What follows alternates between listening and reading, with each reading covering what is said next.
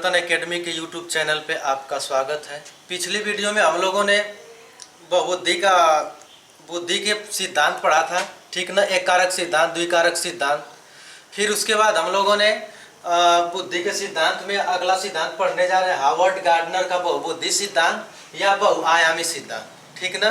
Harvard gardener का बहुबुद्धि का सिद्धांत या बहुआयामी सिद्धांत, यानी इस सिद्धांत के अंतर्गत, ठीक ना, हार्वर्ड गार्डनर महोदय ने एक नवीन सिद्धांत का प्रतिपादन किया था और उस सिद्धांत का नाम हार्वर्ड गार्डनर महोदय ने बहुबुद्धि का सिद्धांत या बहुआयामी का सिद्धांत रखा था, ठीक ना।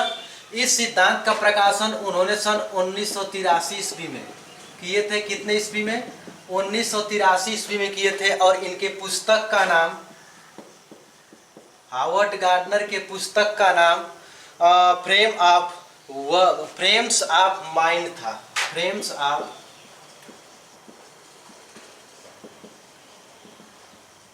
ठीक ना।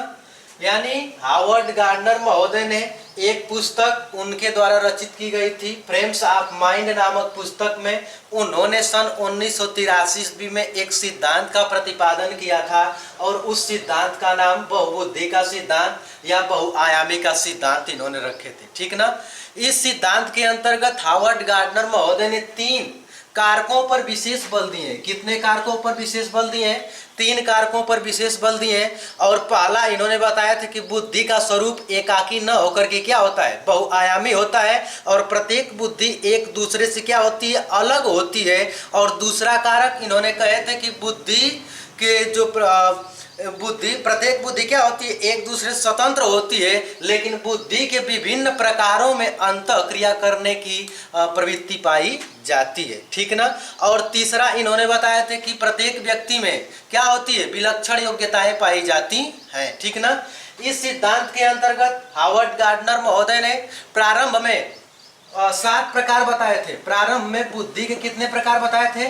7 प्रकार बताए थे। और पहला प्रकार हार्वर्ड गार्डनर के द्वारा भाषाई बुद्धि।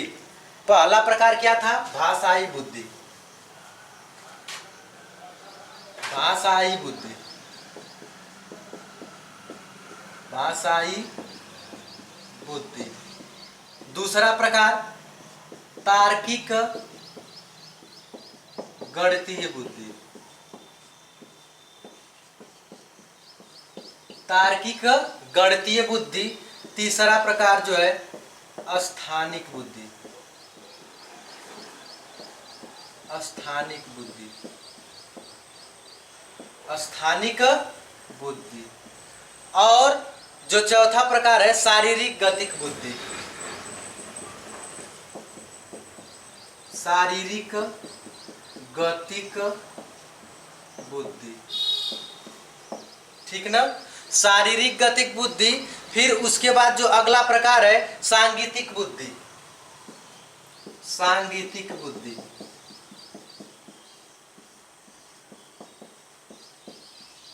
सांगीतिक बुद्धि, ठीक ना। यानी भाषाई बुद्धि, तार्किक गणितीय बुद्धि, स्थानिक बुद्धि, शारीरिक गतिक बुद्धि और सांगीतिक बुद्धि। और जो 6वां प्रकार है प्राकृतिक बुद्धि। प्राकृतिक बुद्धि, इसको हम नैसर्गिक बुद्धि के नाम से भी जानते हैं। नैसर्गिक बुद्धि के नाम से भी जानते हैं प्राकृतिक बुद्धि को। और जो अगला प्रकार है अंत पारस्परिक बुद्धि। 7वां प्रकार अंत पारस्परिक बुद्धि। फिर 8वां प्रकार जो है अंत व्यक्तिक बुद्धि। अंतर वैयक्तिक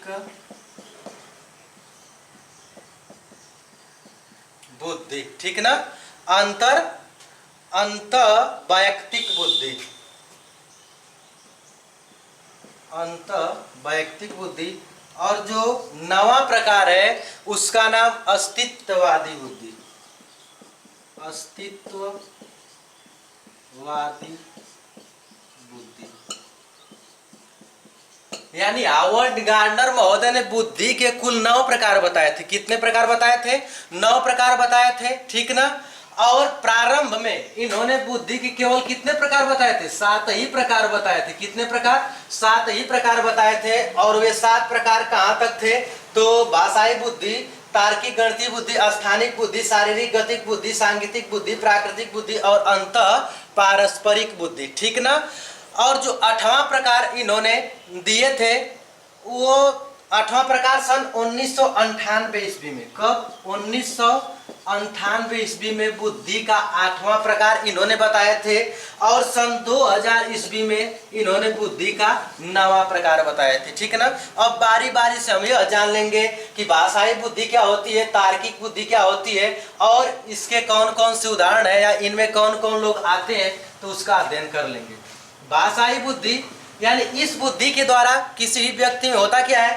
भाषाई बुद्धि के द्वारा किसी भी व्यक्ति में भाषा क्षमता का विकास होता है। या दूसरे शब्दों में कहें तो हम कह सकते हैं कि जिस व्यक्ति में भाषाई बुद्धि पाई जाती है वे व्यक्ति भाषा के प्रति क्या होते हैं? संवेदनशील होते हैं। और जैसे इसमें कौन कौन लोग आते हैं, तो इसके अंतर्गत भाषाई बुद्धि के अंतर्गत कौन कौन लोग आते हैं? तो कवि, पत्रकार, कवि किस में आएंगे? तो भाषाई बुद्धि में। पत्रकार किस में आएंगे? तो भाषाई बुद्धि में। वकील किस में आएंगे? तो भाषाई बुद्धि में, ठीक ना। उदाहरण भाषाई बुद्धि के उदाहरण कौन कौन से हैं? तो कवि, पत्रकार, वकील आदि, ठीक ना। फिर जो दूसरा प्रकार हावर्ड गार्डनर के द्वारा बताया गया है तार्किक गणितीय बुद्धि, यह बुद्धि जिस व्यक्ति में पाई जाती है वह उसमें तर्क करने की क्षमता तथा गणित संबंधी कार्यों करने की क्षमता अधिक होती है। यानी तार्किक गणितीय बुद्धि तर्क करने की क्षमता तथा गणित के प्रश्नों को क्या कर लेता है? आसानी से हल कर लेता है। तो हम कहेंगे कि उस व्यक्ति में कौन सी बुद्धि की प्रधानता है? तो तार्किक गणितीय बुद्धि की प्रधानता है, जिसके अंतर्गत जैसे उदाहरण में कौन कौन से लोग आएंगे? तो वैज्ञानिक, गणितज्ञ आदि। यानी वैज्ञानिक और गणितज्ञ जो किस बुद्धि के अंतर्गत आते हैं? तो आप बताएंगे तार्किक गणितीय बुद्धि के अंतर्गत आते हैं। फिर जो तीसरा सिद्धांत है स्थानिक बुद्धि। स्थानिक बुद्धि यानी इस बुद्धि का उपयोग अंतरिक्ष यात्रा के दौरान किया जाता है तथा अपने मानसिक कल्पनाओं को चित्र का स्वरूप देने के लिए किस बुद्धि का प्रयोग किया जाता है? तो स्थानिक बुद्धि का। और स्थानिक बुद्धि के अंतर्गत कौन कौन लोग आते हैं? तो स्थानिक बुद्धि के अंतर्गत शिल्पकार आएंगे, पायलट आएंगे, मूर्तिकार आएंगे। पायलट, मूर्तिकार, शिल्पकार आदि, ये लोग किस बुद्धि के अंदर आएंगे? किसके उदाहरण है? तो आप बताएंगे कि स्थानिक बुद्धि के। पायलट, मूर्तिकार, शिल्पकार आदि जो लोग आते हैं वो स्थानिक बुद्धि के अंतर्गत आते हैं, ठीक ना। फिर जो चौथा बुद्धि है शारीरिक गतिक बुद्धि। शारीरिक गतिक बुद्धि, शारीरिक गतिक बुद्धि जिस व्यक्ति में पाई जाती है वह करता क्या है? अपने शरीर पर नियंत्रण ठीक ढंग से या उचित ढंग से कर लेता है, ठीक ना। अपने शरीर पर नियंत्रण ठीक ढंग से कर लेता है। तो हम कहेंगे कि उस व्यक्ति में कौन सी बुद्धि की प्रधानता है? तो शारीरिक गतिक बुद्धि की प्रधानता है। जैसे किन लोगों में पाया जाता है? तो जो लोग व्यायाम करते हैं, व्यायाम करने वाले लोगों में शारीरिक गतिक बुद्धि की प्रधानता होती है, ठीक ना। फिर सर्कस में जो लोग भाग लेते हैं, सर्कस करने वाले जो लोग होते हैं उनमें भी कौन सी बुद्धि पाई जाती है? तो शारीरिक गतिक बुद्धि पाई जाती है, ठीक ना। ये शारीरिक गतिक बुद्धि के क्या है? उदाहरण है। और नृत्य करने वाले यानी नर्तक जो डांस करने वाले होते हैं उनमें कौन सी बुद्धि पाई जाती है? तो आप तुरंत बताएंगे कि शारीरिक गतिक बुद्धि पाई जाती है, ठीक। अब अगला बुद्धि का प्रकार है सांगीतिक बुद्धि। अगला बुद्धि का प्रकार क्या है? सांगीतिक बुद्धि। सांगीतिक बुद्धि का उपयोग हम संगीत के क्षेत्र में करते हैं। किस क्षेत्र में करते हैं? संगीत के क्षेत्र में करते हैं, ठीक ना। और इसके उदाहरण कौन कौन से हैं? तो गायक, गायिका इन लोगों में कौन सी बुद्धि पाई जाती है? तो सांगीतिक बुद्धि पाई जाती है। ठीक, जब अगला जो बुद्धि का प्रकार है प्राकृतिक बुद्धि या नैसर्गिक बुद्धि। ठीक है ना, प्राकृतिक बुद्धि का उपयोग प्राकृतिक बुद्धि का उपयोग वनस्पति जगत तथा पेड़ पौधों या दूसरे शब्दों में कहें तो हम कह सकते हैं कि प्राकृतिक सौंदर्य को परखने में किस बुद्धि का प्रयोग किया जाता है? तो हम बताएंगे कि प्राकृतिक बुद्धि का या नैसर्गिक बुद्धि का। इसके अंतर्गत कौन कौन लोग आते हैं? तो शिकारी। कौन कौन लोग आते हैं? शिकारी भी इसके अंतर्गत आएंगे, किसान भी इसके अंतर्गत आएंगे। ठीक ना, किसान और शिकारी इन लोगों में कौन सी बुद्धि पाई जाती है? तो प्राकृतिक बुद्धि या नैसर्गिक बुद्धि पाई जाती है। ठीक ना, अब उसके बाद जो अगला प्रकार है बुद्धि का प्रकार अंतः पारस्परिक बुद्धि। ठीक ना, अंतः पारस्परिक बुद्धि। ठीक, इस बुद्धि का प्रयोग हम सामाजिक व्यवहारों में प्रायः करते हैं। ठीक ना, अंतः पारस्परिक बुद्धि का प्रयोग हम कहाँ करते हैं? अंतः पारस्परिक बुद्धि का प्रयोग हम कहाँ करते हैं? तो सामाजिक व्यवहारों में इसका प्राय प्रयोग होता है। ठीक है ना, फिर अगला जो है अंतः वैयक्तिक बुद्धि। अंतः वैयक्तिक बुद्धि, ठीक, इसे समझ लेते हैं। अंतः वैयक्तिक बुद्धि किसे कहा जाता है? तो हम कहेंगे कि इस प्रकार की बुद्धि का प्रयोग आत्मबोध, ठीक ना, पहचान तथा स्वयं की भावनाओं और कौशलों की क्षमता को जानने के लिए इस बुद्धि का प्रयोग किया जाता है, यानी अंतः वैयक्तिक बुद्धि का प्रयोग किया जाता है। और जो 8वां प्रकार है बुद्धि का, और इसको हावर्ड गार्डनर महोदय ने सन 1998 ईस्वी में दिए थे। ठीक ना, फिर जो अगला है अस्तित्ववादी बुद्धि। ठीक ना, अस्तित्ववादी बुद्धि, इसमें होता क्या है? मानव जो होता है संसार के बारे में जो भी छिपे रहस्य होते हैं उसको जानने का क्या करता है? प्रश्न पूछकर जानने का प्रयास करता है, या उसमें प्रश्न पूछ करके क्या करता है? जानने की क्षमता होती है। ठीक ना, जानने का प्रयास करता है। किस बुद्धि के द्वारा? तो अस्तित्ववादी बुद्धि के द्वारा। एक बार फिर से सुन लीजिए, अस्तित्ववादी बुद्धि के द्वारा व्यक्ति करता क्या है? तो जो संसार में जो छिपे रहस्य हैं उनको जानने का प्रयास करता है। किस बुद्धि के द्वारा?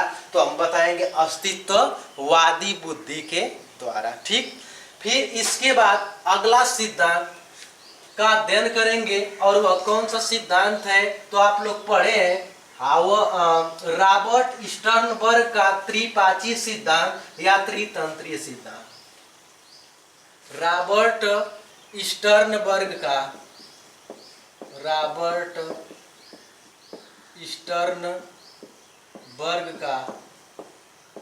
त्रिपाचीय या त्रितंत्र सिद्धांत। ठीक ना, रॉबर्ट स्टर्नबर्ग का त्रिपाचीय या त्रितंत्रीय सिद्धांत। ठीक ना, इस सिद्धांत के अंतर्गत रॉबर्ट स्टर्नबर्ग ने क्या कहा था कि बुद्धि वह अयोग्यता है। ठीक ना, इस सिद्धांत के अंतर्गत रॉबर्ट स्टर्नबर्ग ने यह कहा था कि बुद्धि वह अयोग्यता है, ठीक ना, जिसके अनुरूप व्यक्ति स्वयं को पर्यावरण की क्या करता है? अनुकूल बनाता है। बुद्धि वह अयोग्यता है जिसके अनुरूप व्यक्ति स्वयं को पर्यावरण के अनुकूल बनाता है। यह किसका स्टेटमेंट है? तो हम कहेंगे कि रॉबर्ट स्टर्नबर्ग का क्या है? स्टेटमेंट है। ठीक ना, तथा अपने समाज एवं उद्देश्यों की पूर्ति करने के लिए वातावरण से कुछ घटकों का क्या करता है? चयन करता है। यह कथन किसका है? तो रॉबर्ट स्टर्नबर्ग का है। एक बार फिर से सुन लीजिए, रॉबर्ट स्टर्नबर्ग ने अपना स्टेटमेंट दिए थे इसके अंतर्गत, और उन्होंने बताया था कि बुद्धि वह अयोग्यता है जिसके अनुरूप व्यक्ति स्वयं को पर्यावरण के अनुकूल बनाता है तथा अपने समाज एवं उद्देश्यों की पूर्ति करने के लिए वातावरण से कुछ घटकों का क्या करता है? चयन करता है। यह स्टेटमेंट रॉबर्ट स्टर्नबर्ग का है जो इस सिद्धांत के अंतर्गत इन्होंने बताए थे। ठीक ना, त्रितंत्री सिद्धांत के अंतर्गत रॉबर्ट स्टर्नबर्ग ने बताया था कि बुद्धि के कितने प्रकार होते हैं? तो 3 प्रकार होते हैं। कितने प्रकार होते हैं? 3 प्रकार होते हैं। और पहला इन्होंने बुद्धि का प्रकार बताए थे घटकीय बुद्धि, घटकीय या विश्लेषणात्मक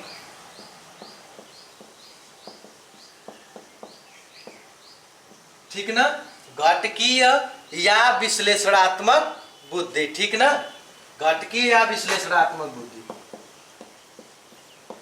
फिर अगला जो बुद्धि के प्रकार इन्होंने बताए थे अनुभविक बुद्धि, अनुभविक बुद्धि। और जो तीसरा प्रकार इन्होंने बताए थे बुद्धि के, जो तीसरा प्रकार बताए थे व्यवहारिक बुद्धि, व्यवहारिक बुद्धि, ठीक ना। यानी त्रिपाठी सिद्धांत के अंतर्गत रॉबर्ट स्टर्नबर्ग ने बुद्धि के 3 प्रकार बताए हैं। कितने प्रकार? 3 प्रकार बताए। और पहला घटकीय या विश्लेषणात्मक बुद्धि, और जो दूसरा अनुभविक बुद्धि, और जो तीसरा बुद्धि का प्रकार है व्यवहारिक बुद्धि, ठीक ना। अब घटकीय बुद्धि किसे कहा जाता है, विश्लेषणात्मक बुद्धि किसे कहा जाता है, इसके बारे में हम लोग जान लेते हैं, ठीक ना। घटकीय बुद्धि ऐसी, यानी इसके द्वारा व्यक्ति करता क्या है, घटकीय बुद्धि के द्वारा, घटकीय बुद्धि के द्वारा कोई भी व्यक्ति या विश्लेषणात्मक बुद्धि के द्वारा कोई भी व्यक्ति किसी भी समस्या का समाधान प्राप्त सूचनाओं के आधार पर करता है, ठीक ना। किसी भी समस्या का समाधान प्राप्त सूचनाओं के आधार पर करता है, या प्राप्त सूचनाओं का क्या करता है, विश्लेषण करता है। किस बुद्धि के द्वारा, तो घटकीय या विश्लेषणात्मक बुद्धि। इसके 3 घटक बताए गए। इस बुद्धि के कितने घटक बताए गए हैं, तो 3 घटक बताए गए हैं। और जो पहला घटक बताया गया है ज्ञानार्जन घटक। पहला घटक क्या है, ज्ञानार्जन घटक, ज्ञानार्जन घटक, ठीक ना।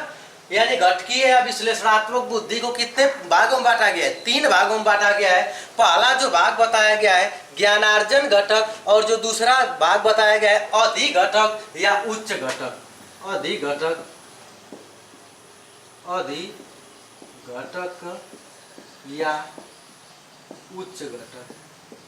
और जो तीसरा प्रकार बताया गया है निष्पादन घटक। कौन सा घटक, निष्पादन घटक, ठीक ना। यानी कितने घटकों में बांटा गया है, 3 घटकों में। पहला ज्ञानार्जन घटक, दूसरा अधिघटक या उच्च घटक, और जो तीसरा है निष्पादन घटक। और घटकीय बुद्धि या विश्लेषणात्मक बुद्धि ऐसी बुद्धि होती है जिसके द्वारा व्यक्ति क्या करता है, किसी समस्या का समाधान करने के लिए प्राप्त सूचनाओं का क्या करता है, विश्लेषण करता है, या घटकों में क्या करता है, घटकों में विभाजित करता है, ठीक ना। घटकीय बुद्धि कहलाती है। फिर उसके बाद अनुभविक बुद्धि किसे कहते हैं, अनुभविक बुद्धि के द्वारा कोई भी व्यक्ति करता क्या है, जो नई समस्याएं व्यक्ति के सामने आती हैं वह इस बुद्धि के द्वारा उस समस्या का समाधान करता है, ठीक ना। यानी अनुभविक बुद्धि के द्वारा कोई भी व्यक्ति के सामने जो भी नई समस्याएं आती हैं वह अपने पूर्व अनुभवों के आधार पर उस समस्या का समाधान करता है। तो हम कहेंगे कौन सी बुद्धि का प्रयोग किया है, तो अनुभविक बुद्धि का प्रयोग किया है, ठीक ना।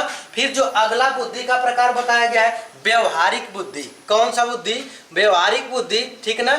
इसके अंतर्गत होता क्या है कि व्यक्ति अपने दिन प्रतिदिन के जीवन में, ठीक ना, इसके अंतर्गत व्यक्ति अपने दिन प्रतिदिन के जीवन में आने वाली जो भी पर्यावरणीय मांग है उन समस्याओं से क्या होता है, या दूसरे शब्दों में कहें तो इसके अंतर्गत व्यक्ति के जीवन में जो भी समस्याएं आती हैं उससे निपटने का प्रयास करता है या निपटता है। किस बुद्धि के द्वारा, तो व्यवहारिक बुद्धि के द्वारा, ठीक ना। यह रॉबर्ट स्टर्नबर्ग का त्रिपाठी सिद्धांत है या त्रितंत्रीय सिद्धांत है, ठीक ना, जिसको 3 भागों में बांटा गया है। घटकीय या विश्लेषणात्मक बुद्धि, विश्लेषणात्मक बुद्धि को 3 घटकों में, ज्ञानार्जन घटक, अधिघटक या उच्च घटक, तीसरा निष्पादन घटक, और जो दूसरा प्रकार बताया गया अनुभविक बुद्धि, और जो तीसरा प्रकार बताया गया है व्यवहारिक बुद्धि, ठीक ना। और इसी के अंतर्गत पूछता है कि बियॉन्ड आईक्यू किसकी पुस्तक है, बियॉन्ड आईक्यू किसकी पुस्तक है, बियॉन्ड आईक्यू किसकी पुस्तक है, तो आप बताएंगे कि बियॉन्ड आईक्यू जो पुस्तक है वह रॉबर्ट स्टर्नबर्ग के द्वारा दिया गया था। और यह सिद्धांत कब दिया गया था, तो सन 1950 ईस्वी में, सन 1950 ईस्वी में इस सिद्धांत का प्रकाशन किया गया था, ठीक ना। इसके बाद जो अगला सिद्धांत है बुद्धि का बहुकारक सिद्धांत। इस सिद्धांत को कई नामों से जानते हैं। बालू के टीले का सिद्धांत या परमाणुवादी सिद्धांत, ठीक ना। यदि पूछ देगा कि परमाणुवादी सिद्धांत वह कौन सा बुद्धि का सिद्धांत है जिसको हम जानते हैं, तो आप बताएंगे कि बुद्धि का बहुकारक सिद्धांत को ही परमाणुवादी सिद्धांत के नाम से जाना जाता है, ठीक ना। इस सिद्धांत का जो प्रतिपादन करता है वह थार्नडाइक महोदय माने जाते हैं। कौन माने जाते हैं? थार्नडाइक महोदय माने जाते हैं, ठीक ना। और इस सिद्धांत के अंतर्गत यह बताया गया है कि बुद्धि कई तत्वों का समूह होता है, ठीक ना। सपोज दैट मान लीजिए कि क्या है, बुद्धि है, और बुद्धि जो है कई तत्वों का क्या होता है? समूह होता है।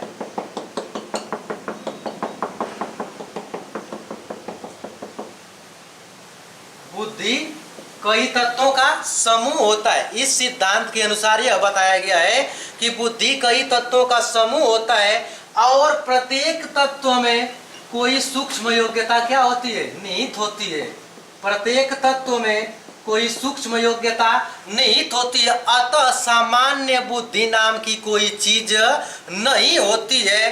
परंतु होता क्या है? या बल्कि अनेक या कई स्वतंत्र विशिष्ट योग्यताएं निहित होती हैं जो कार्यों को क्या करती हैं? संपादित करती हैं या संचालित करती हैं। इस सिद्धांत के अंतर्गत बताया गया है, ठीक ना। और थार्नडाइक महोदय ने 4 स्वतंत्र प्रतिमान दिए थे, ठीक ना। 4 स्वतंत्र प्रतिमान दिए थे और पहला प्रतिमान इन्होंने क्या दिया था? अस्तर, पहला अस्तर। और जो दूसरा प्रतिमान है उसका नाम परास या सीमा, परास या सीमा।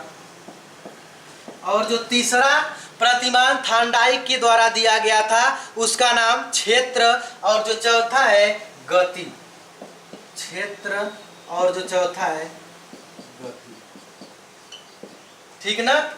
यानी थार्नडाइक महोदय ने इसके अंतर्गत यह बताया था कि बुद्धि जो होती है कई तत्वों का क्या होती है? समूह होती है, और प्रत्येक तत्व में कोई सूक्ष्म योग्यता निहित होती है, अर्थात इसमें सामान्य बुद्धि नाम की कोई चीज नहीं होती है, परंतु